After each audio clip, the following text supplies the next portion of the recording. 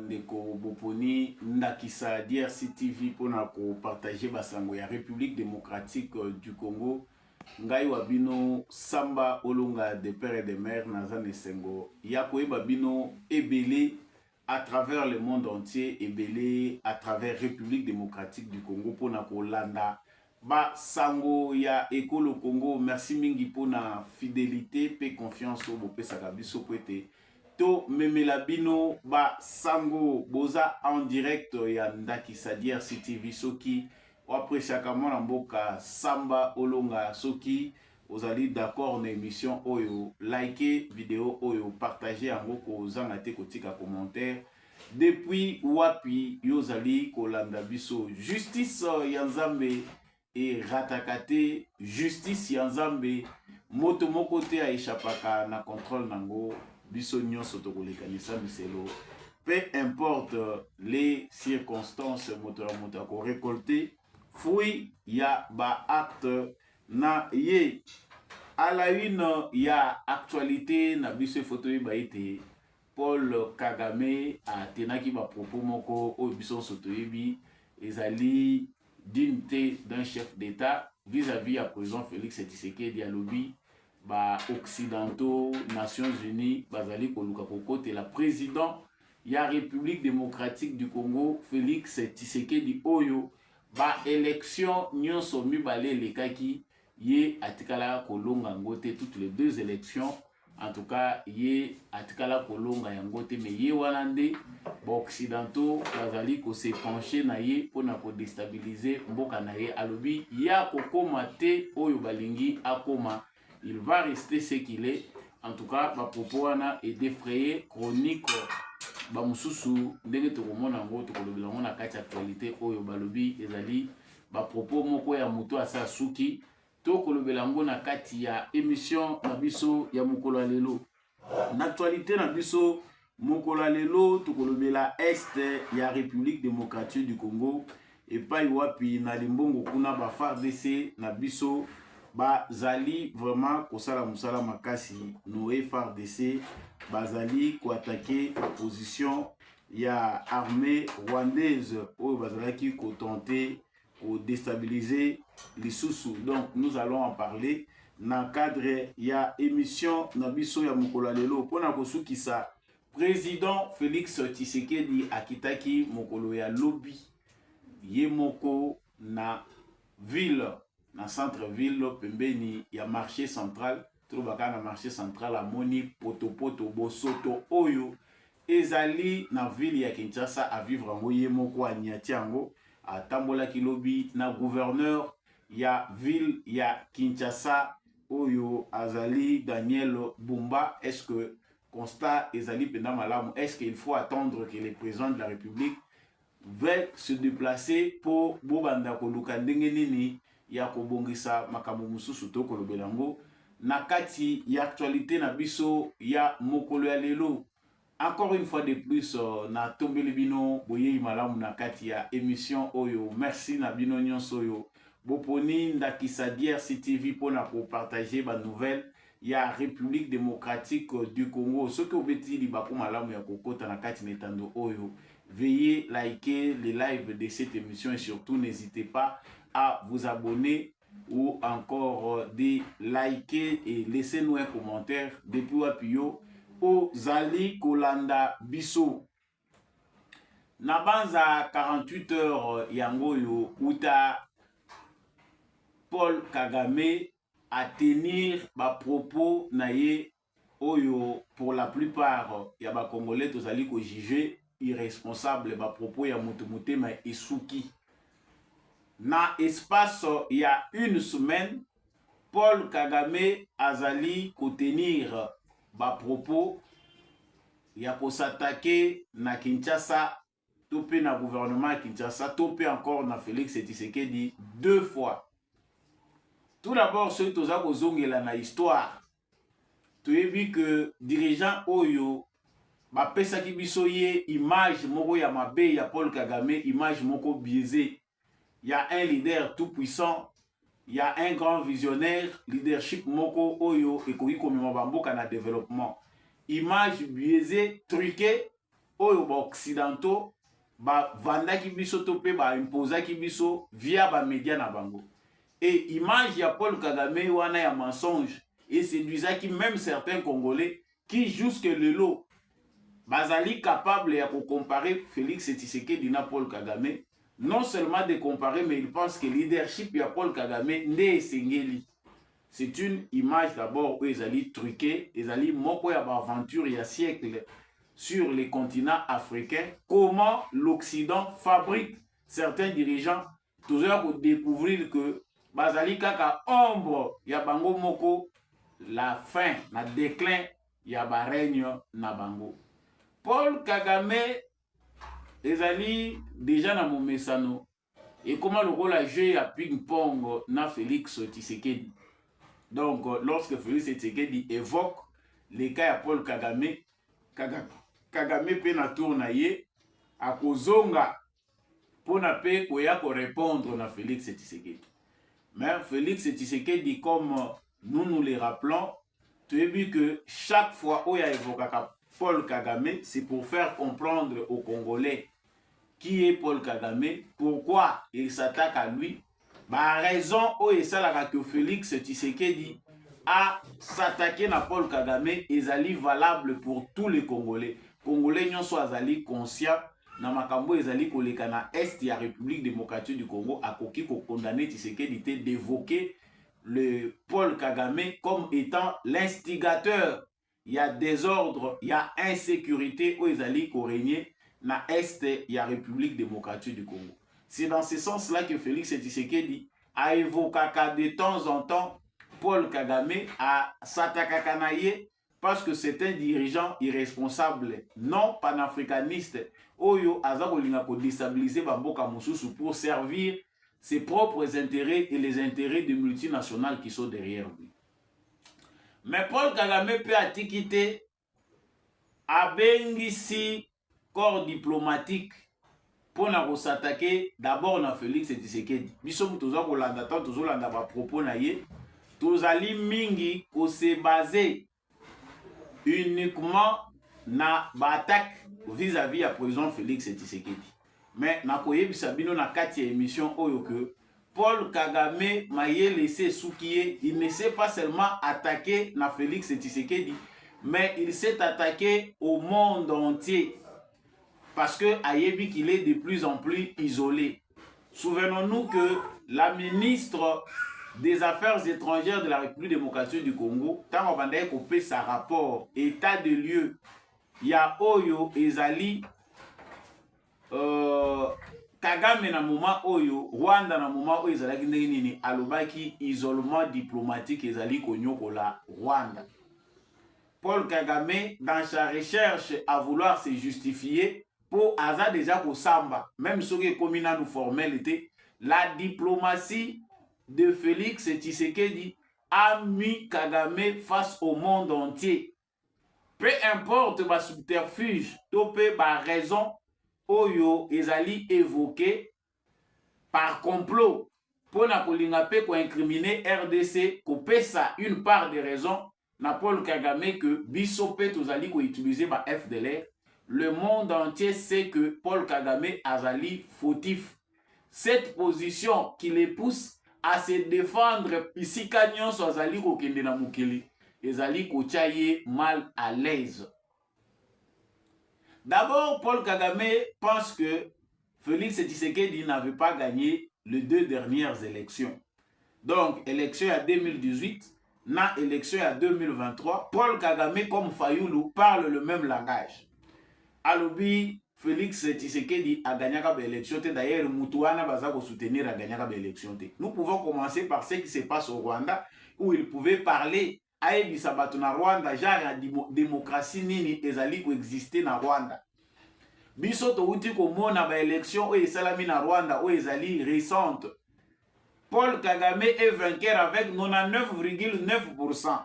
C'est-à-dire na Rwanda, mutu azalaka na vie contraire azalaka te. C'est Paul Kagame ou rien. Les Rwandais se vivent dans de bonnes conditions. Les Rwandais n'y sont pas d'accord na Kagame. Ce qui est faux, les Rwandais sont pris en otage. L'élection ya Rwanda ezali kotalisa aucun moment qu'il y a une démocratie au Rwanda. Mais ezali pasi pona koyoka que moto yo ba présenter biso le rôle leader moko leadership moko management moko responsable un leader visionnaire lelo abimi zoba na face à mokili mobimba carapace oyo esalaki que ya mona na lokola moto ya malonga eza un peu exemple tokoki kozwa tango balobelaka likambo ya Joseph Kabila. Joseph Kabila, ce qu'il a compris seulement dans sa vie, c'est que quand on est silencieux, ozala zoba, ozala mayele, on gagne toujours. Donc silence, même il y a zoba, et puis ça gagne moi avantage moroboui. Kabila abima recteur de l'université à Kara pour certains parce qu'alobake loko morote. Babo ma congolais alobate, congolais azala nanzala kolobate, nini leka akolobana yete abima matwa mayele parce que silence oh ya utilisaki et puis ça est la forme ya mutu moko azama kasi na kati. Mais il y a des silences comme ça qui sont bêtes. Les gens qui ont compris ont fini par la conclusion que Joseph Kabila azaki na mayela ko diriger Congo te, c'est un imposteur, azamuto ba utiliser qui pour déstabiliser biso davantage. De même avec Paul Kagame, au stade où nous sommes arrivés, mokili mobimeza ko découvrir Paul Kagame mosusu. Alors c'est ce qu'il est. Paul Kagame au biso balakisa biso c'est un homme puissant qui ne parle pas d'habitude. Joseph Kabila, il y a le Tshisekedi a gagné l'élection en 2018, elle a gagné l'élection en 2023, parce que c'est lui qui a cette propension-là, il y a pour la vérité. Il s'attendait que dans l'élection en 2018, Yé Kagame, maître d'Afrique centrale, Yé Kagame, président de l'Union africaine, a eu le dernier mot. Pimela Yé Yango, il n'a pas eu cette occasion-là. Yango, l'élection, il m'a dit que pour Naye, Félix Tshisekedi n'avait pas gagné. Il s'attendait encore en 2023 que Félix Tshisekedi, qu'il avait mis très mal à l'aise, va bousculer Félix Tshisekedi pour y assouffler. Le coup, la monique de Tshisekedi a très mal à l'aise à tirer dans les conditions où ils ont mal à monter. Il a fini par craquer. Aya ko yebisa biso que ces messieurs-là n'avaient pas gagné les élections. Et talio nanini. Yo na Rwanda osalisaka élection, to s'imposaka yo moko. Est-ce que les Rwandais sont libres d'opinion et d'expression? Est-ce que l'élection est vraiment cause à la côté au niveau international les alliés? Ceux qui sont occidentaux, est-ce qu'aujourd'hui il peut avoir le courage de parler élection? Après 30 ans de règne sans partage, après 30 ans d'imposture, où mutu azali kokende ko voler na mboka ya bato, ko piller ba minerai ya mboka mususu pour servir les intérêts des autres. Il veut se donner un exemple. Mukile Monique Azali Zobalelo. Donc, le Kagame que nous voyons aujourd'hui a été démystifié par Tshisekedi. Mythe au Ezalaki qui entourait Paul Kagame et finir par se déconstruire. Tout le monde que c'était un gros mensonge derrière. Ezali Neba Occidentaux, Neba Fabricati, un pantin qui n'avait rien à voir avec la réalité qu'on nous présentait. Les loyaux motema et soukiye. À la place où on voit certains médias prendre les propos de Paul Kagame, faire sien. Ma propos wana non omoni Kagame a une part, il a raison, aza koloba pe makambo a vérité. Ozandoki. Na bataille où ezali ko opposer Félix Tshisekedi na Paul Kagame, un Congolais intelligent patriote ne peut en aucun cas couper sa Kagame avantage. Mais il y a des Congolais de mauvaise qualité qui prennent les propos de Paul Kagame comme les leurs. Pona kuya kuchango na mitu ya ba Congolais. Nani azomona teke Kagame asuki. Awa tozali kolobawa, les dernières solutions qui lui ont été présentées par les Occidentaux. Batalisie ba solution ya suka oyo bakoki kozwa pour que abima sain et sauf. Yé alingi ne ko quitter pouvoir te. Acha yebi que quitter le pouvoir, on finira par les sacrifier. Kaka mindelo ba fabrika ki ba ngonde mutu ba kofinaye comme d'habitude les nègres, le président nègre africain au bazaka mayele était, on finit toujours par les payer en monnaie de singe. Après avoir servi les intérêts occidentaux, ces présidents-là se retrouvent abandonnés à leur triste sort. Mobutu azalaka maître d'Afrique centrale. Comment on l'a payé? Ba américain démocrate ba proposer na Kagame. Ba lobi corridor ya lobito. Tokoki ko élargir ango et comme petit Rwanda. to luka penzela yo pe ko tati Rwanda o luka kimia o s'entendre avec Félix Tshisekedi na processus ya paix. Kagame ba kei ko souffler ye na matoi ba yebisi yo ke soki otie kaka mokolo to na yo signature na yo na makambo eza koleka na processus à Luanda elakisi pouvoir na yo esili. Tu ne seras plus au pouvoir. Yango apesi mo Congo libela ayebi ke intérêt eza lisusu te. Il n'a plus d'intérêt aux yeux des occidentaux qu'il avait utilisé parce que le peuple congolais réclame justice. Le rôle à makambo ebele ezokende na monde ezosala ke partout les dossiers congolais ezali kobima. Il est obligé ya kozonga sima pour aluka ndenge nini akoki koservir lisusu ba maître na ye. C'est que trop tard. Le rôle à moni bakomi ko isoler ye. Le rôle à moni bato aliaki na bango, bato yo ye asalelaki musala. Bakomi ko présenter le rôle à criminel parce qu'aujourd'hui le discours officiel des Américains c'est que le Rwanda est en train d'envahir le Congo, le Rwanda doit retirer ses militaires de la RDC. Kagame ezali ko étonné parce que ayebi que à travailler avec les Américains, les Européens, ce sont eux qui l'ont servi à servir Bango en déstabilisant le Congo, il était à leur service. Mais aujourd'hui, que tunnel, il y a justice et comme Kobima. Le peuple congolais réclame justice. Bakomi ko isolé ye, batika ye moko. Les Congolais qui ne comprennent pas de ça parce que c'est la fin. Ils allaient déclin, il y a Paul Kagame, ainsi sonnent les glas les derniers jours de Paul Kagame. Il est en train de vivre très mal sa fin. Il se voit déjà de plus en plus abandonné par les gens. Bateau yo bazaki ko utiliser. Bateau yo servir minéré. Bateau yo bomeli aussi seli batu na est ya Congo. Lelo oyo balobi bazinga bunyonso batiki na mutu na yo. Nous devons comprendre l'état psychologique ya Kagame. Na moment tozali koloba c'est un déséquilibré mental. Dans un moment où tozoko yoka Europe, Amérique, Asie, partout dans le monde. Kagame, Rwanda, retiré. Mais il finit par dire que Ye Azali n'a tenté. Yakokoma oyo bango balingi yakoma. Ah bon? Donc, ayebisi bango ouvertement que lui ne changera pas. Il ne peut pas changer en fonction ya oyo bango balingi. Face à Moutoumoko Boyewana zo présenté Tshisekedi, oyo aza idiot. Mais l'idiot, c'est celui aujourd'hui qu'on découvre qui faisait semblant d'être très intelligent. À un moment, on pensait que ce monsieur-là était puissant, il était très intelligent. On a fini par comprendre que c'est la manœuvre occidentale de comme ici monsieur Paul Kagame. Chers Congolais, évitons de perdre notre temps. Mouto, biso photo appuyer le sous-soukole, kapwa l'Elisa Kagame bien, c'est Tshisekedi. Kagame bundi pendant tout ce temps, l'objectif visé c'était quoi? Asia yebagi que l'armée congolaise oyo a infiltré, l'armée congolaise oyo a déstabilisé et qu'on la capable au moment où un président congolais dit non, na makamuna bango ya ko résister. Abundi pendant 3 ans d'opposition à Tshisekedi pour gagner les grandes villes à Longité. Nous avons des localités où il y a Zali Kozwa, à Moni Résistance et les Kindelo. Il est allé même plus loin. Awa toza kolobawa, même bango mindele bamoni que il ne faut plus embêter Tshisekedi. Il faut tout tika la silencieux comme kokende mabe. On a doté bapesi Kagame biloko yo banda bazaka kozala na ye batikala kopesa yango te. Système de défense anti-aérien bazu bapesi Rwanda. Bapesi Rwanda bibundeli ya ndenge na ndenge pour compliquer la tâche à Tshisekedi alemba batikala na jeu na bango ndenge bamekaka. Ça ne s'est pas réalisé.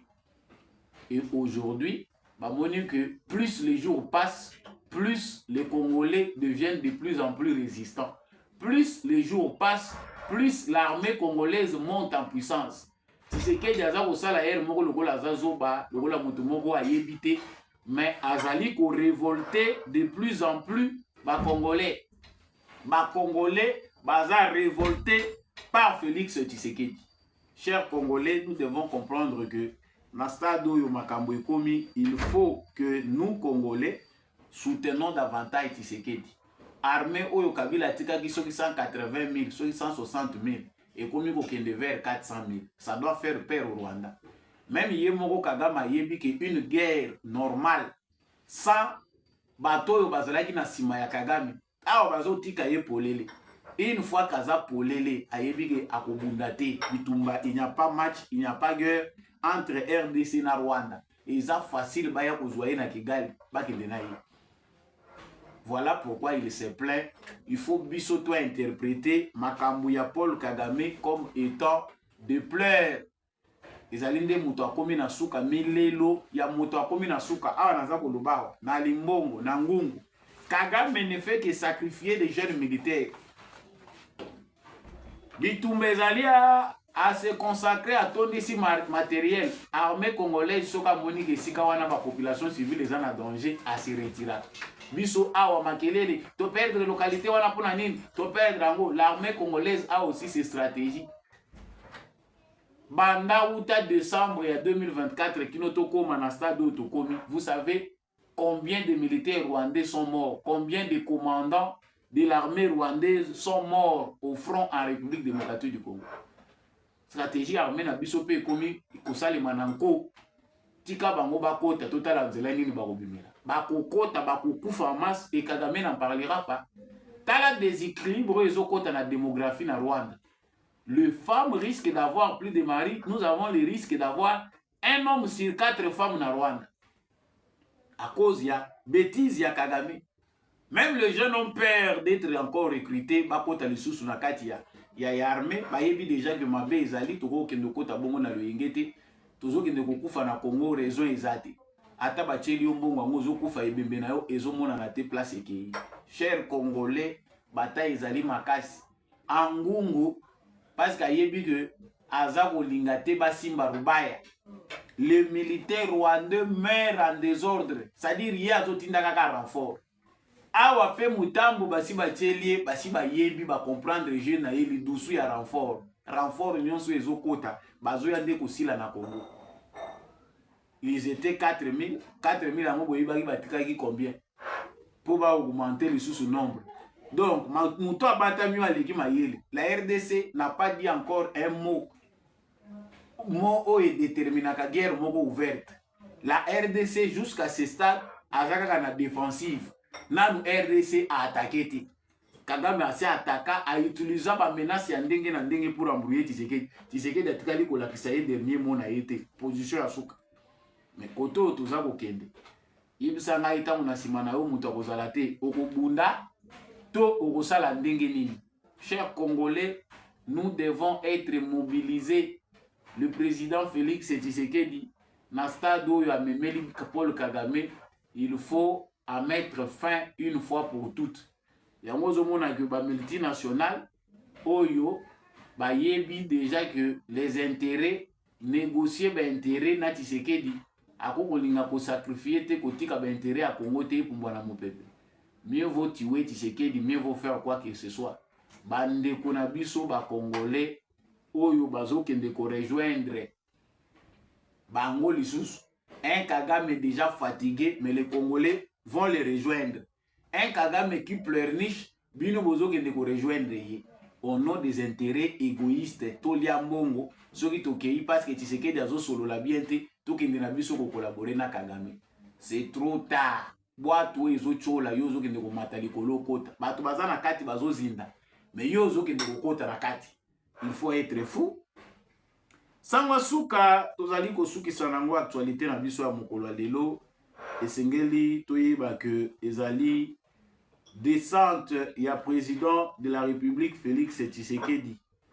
Félix Tshisekedi akitaki na centre-ville. Donc na certaines artères ya ville ya Kinshasa pour yemoko se rendre compte ya sima ya mbula ndenge ezalaka. Mbula soki ebeti omona ndenge Kinshasa ezalaka. Kinshasa ezali poubelle. Kin label oyo bato bayebaki kin label ezali lelo kin la poubelle.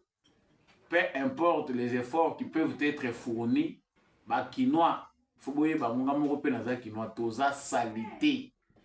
Bosoto les Quinois aiment s'habiller chic. Moutounio Sosoka et Kishasa, il faut apprendre que Quinois, alingakabile, les Quinois, alingakeza la propre. Mais, Namboka Nini, il y a salité ya kosakanate. Président de la République, Yemoko, Anyati, Bapotopoto, Poata la Kaka, l'avenue, Kasavubu, Bokasa, Babisiko, Azalé, Kotambola. Folo na folo. Donc, ils ont la commune, Morote yo, Kotambola, sans que vous allez déçu, ou Kutaka folo et vanda quelque part. Au Tiki, place président de la République à Vandaka, au Tamboli, moi, 1 km, 500 mètres, folo et Zarozelaiwana. C'est décevant comme situation ezali koleka. Mais tout le monde président Tamboli accompagné na gouverneur ya ville à Kinshasa Daniel Bumba. Tout ko saluer ba effort oya azali ko fournir les efforts parce que au moni biso ba congolais to lingaka critique mais sans toutefois apprécier d'abord effort mutako ko sala. Donc bazali ko kende la malembe vers une année to yebi que Daniel Bumba nana ko visu une année à la tête ya ville ya Kinshasa mais ba effort na ye ezali que ya ko tenter ya ko relever défi et si kango bila ko kakite tâche eza dure. Monsieur le président de la République, la seule recommandation biso ba congolais tozali ko senga ngai congolais nazali ko senga, il faut une société nationale de salubrité publique au détacher musala ya salubrité na ba province na biso. Ezala lisusu question ya ba gouverneur était. Ils ne font pas un travail. Mbongo wana bazolia kango ya monde zo enrichir bango. Des ONG ya ba mama moko bazoya ko kombola bazu ba mama ba tumikolo bazoya ko utiliser bango po ba mama wana ba memelaka ba kombolaka on a fin du mois ils ont quelque chose. C'est de l'argent gaspillé. On peut créer des brigades de gens bien formés avec mituka mbongo ekotaka ba recette ekotaka ya salubrité ezali capable ya organiser une société nationale de salubrité publique. Wana ezaka mayele topesi ba détail et yebika biso moko. Félicitations à mokonzi mboka parce que mokonzi azalaka ndeboyi proximité wana et ça là que bato ba comprendre que les chefs de l'État se soucient aussi des gens. Émission na biso ya mokolo lelo et komi nasuka samba olonga des présentateurs comme d'habitude. Des pères et des mères, ceux qui ont apprécié qui banalisent ba information, puis décryptage à sujet na biso, na sengi na yo, o s'abonner netando oyo, o liker, puis o partager. Merci na bino nyonso bolandi biso depuis Luanda, depuis Kinshasa, Lubumbashi, Goma, Bukavu, Bujima, Ikananga, Nganda, Jikalikasi, Kolwezi. Partout bino bozalaki, ozali banda mboko en Afrique du Sud, bozali na Allemagne, bozali na Suisse, na Irlande, vous allez en Belgique, vous êtes en France, vous êtes en Angleterre, vous allez aux États-Unis, au Canada, vous êtes en Chine, en Chypre, vous êtes en Brésil. Partout où vous allez attendre Tangité, na CPL na Binomingi, vous pouvez me contacter na plus 243 82 349 65 26. Wazalendo na motema, FARDC na motema, tokutani prochainement na émission Moussous.